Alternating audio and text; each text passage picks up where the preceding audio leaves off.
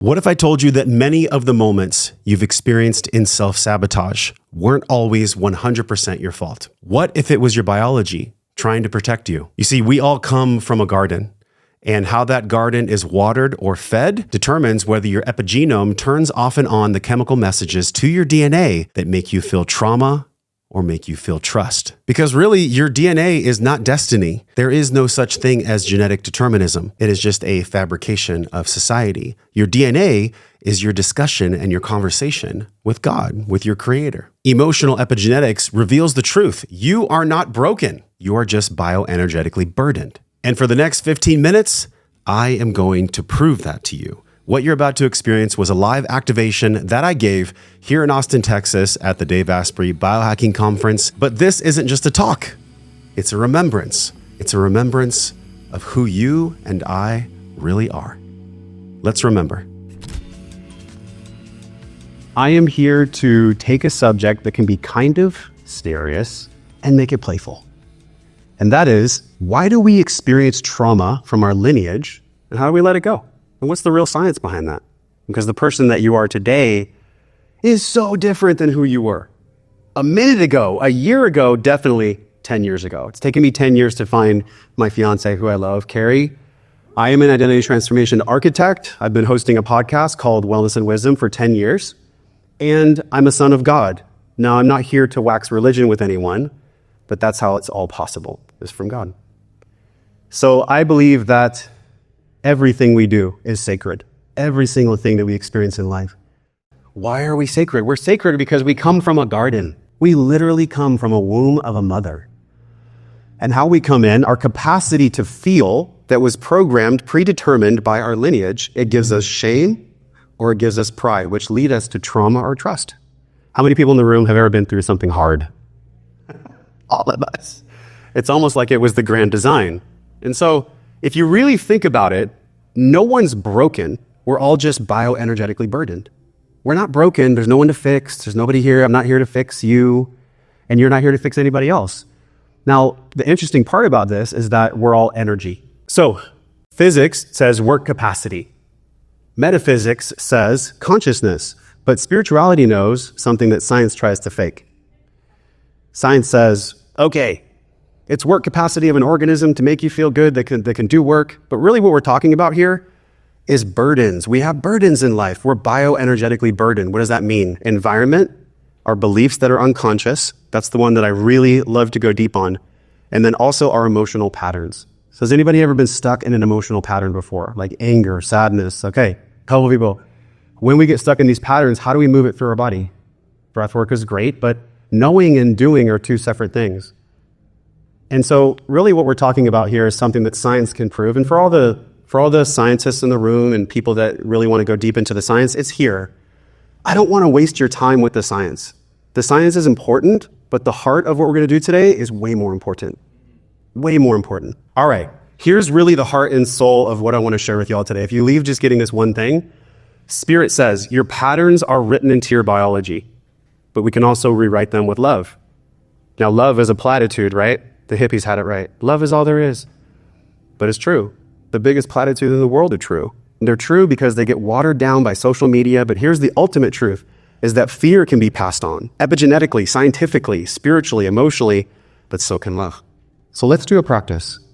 When we breathe, we connect with energy that we don't normally have access to. And the coolest thing about that is that when we breathe, it gives us these touch points that we normally could never sense. And so just gently close your eyes and place your feet on the floor and just take 3 deep breaths.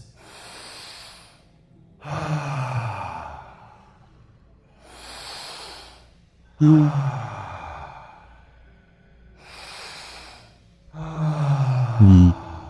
just arrive in your seat and relax your jaw. Relax your jaw completely. Take a big breath in through your nose and let it go. I want you, when you relax, to actually allow yourself to relax. Don't fake it. Just relax. There's nothing in this moment that's a threat to you. There's nothing in this moment that you have to do. So just let that truth wash over you. You're good here. Take a big breath in through your nose and exhale.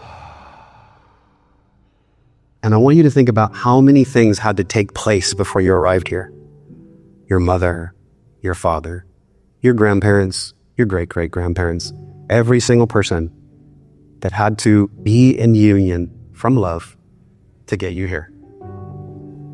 Now we're just going to breathe like a circle, and I want you to feel their presence with you. Inhale through your nose. Exhale.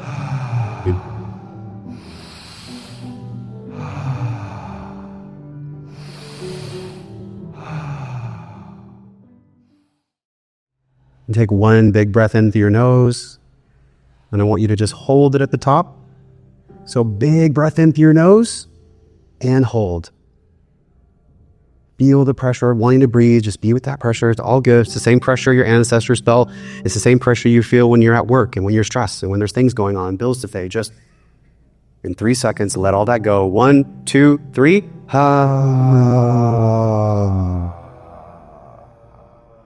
With your eyes closed, take the biggest, deepest, luxurious breath in through your nose. Fill your belly.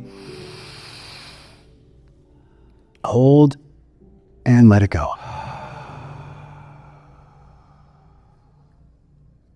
Just be with this stillness for a moment. Just for a moment. When you're ready, you can open your eyes and come back to the taste of what you already felt was really true. That there's nothing to fix. There's nothing to fix with you. You're not broken. However, the world is in an interesting state.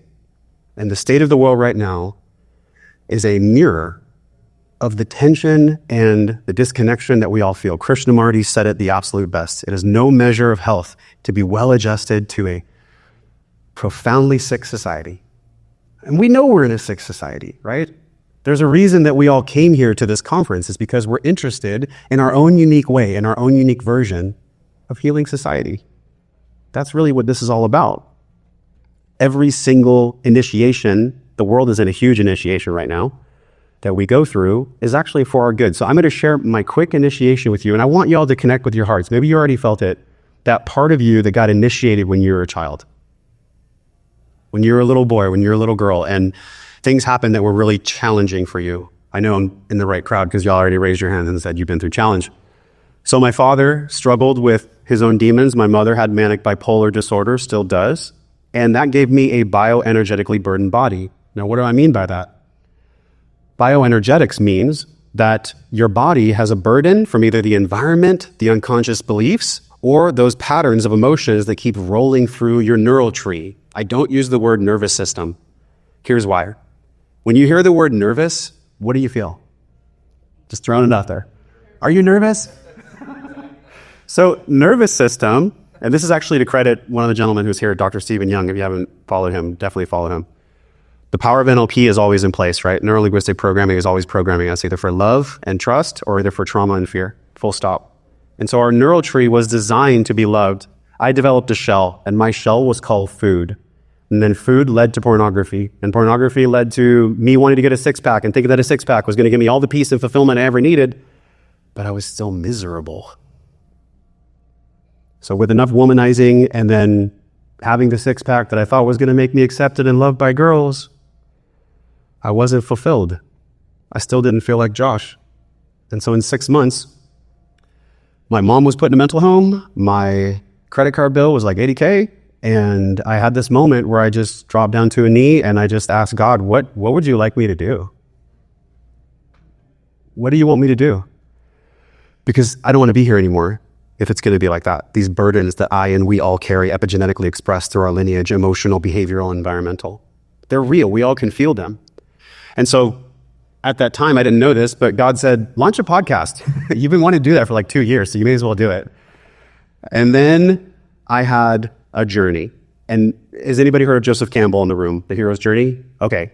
It's a phenomenal work to understand the mythology of yourself. So if you haven't heard of that, definitely check him out. What's really unique is that when we get initiated, we get separated on the second phase. So I was separated from everything I ever thought was real. My high school friends that wanted to drink and do drugs. Everybody else that was talking about bullshit and the weather and things that don't matter. I found Paul Chek in 2010. I started to follow him, and then I was actually able to be on his podcast, and I went through this journey of looking at my addictions. Why was I using porn? It wasn't about just masturbating to a screen. Why was I disconnected from God? It's because I had never been taught how to trust God. Because everybody that had trusted God before, they let me down. So why should I trust God? And it wasn't until I was able to meet my now fiance where I really was called by God to look at my stuff. Why are you watching porn? Why are you still engaging with these people? And why haven't you actually shined in the way that I want you to shine? And so that's what today is for me. Today is a day where I get to shine and we all get to shine, because my story is literally, how many people have already felt a little section of my story in their story? Of course, because we're all doing the same thing. I'm going through my stuff just like you are. And so that's why I'm sharing this. I didn't come here to fix my mom. That was my 10-year lesson. I didn't come here to fix my mom. I'm not here to fix my fiance. We're not here to fix each other. I'm here to learn how to unconditionally love. And that is hard. But that is the power of how emotions epigenetically express in our DNA with histone modification and methylation, and the science is very deep. You can see that my story had some seriousness in it, right? But I'm here to bring playfulness to it, because playfulness is spiritual warfare. It is literally warfare against spiritual programming, right? How many people feel like in the media, it's pretty rough? Yeah, it's heavy.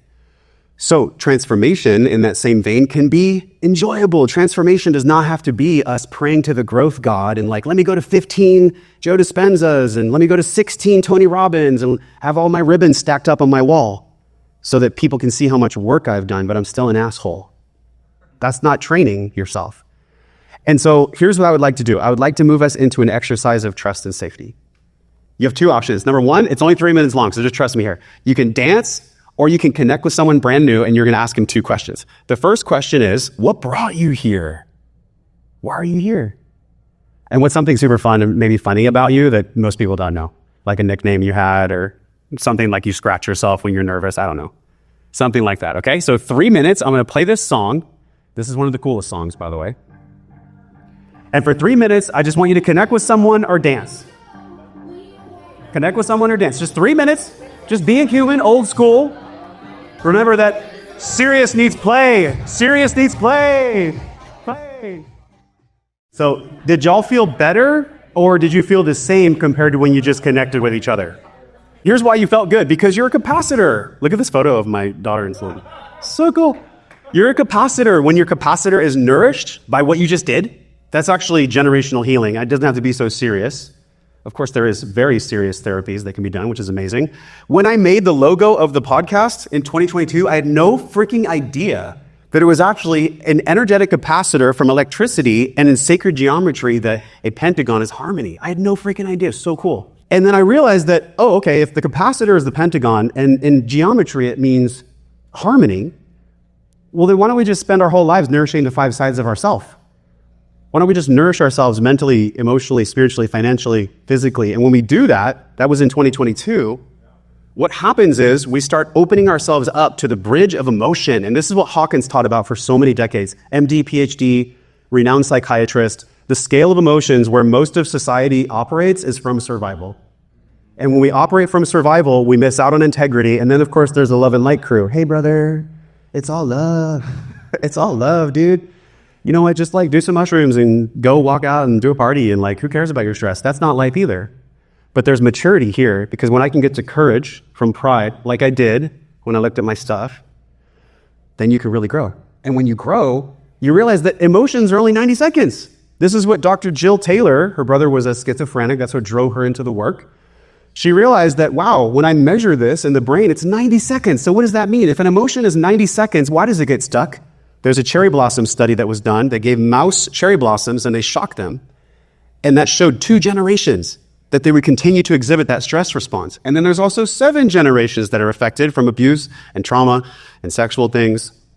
But here's the coolest part. And this is, if you leave with one more thing, this is what I want you to leave with. Your neural tree, your neural system does not care about reality of time.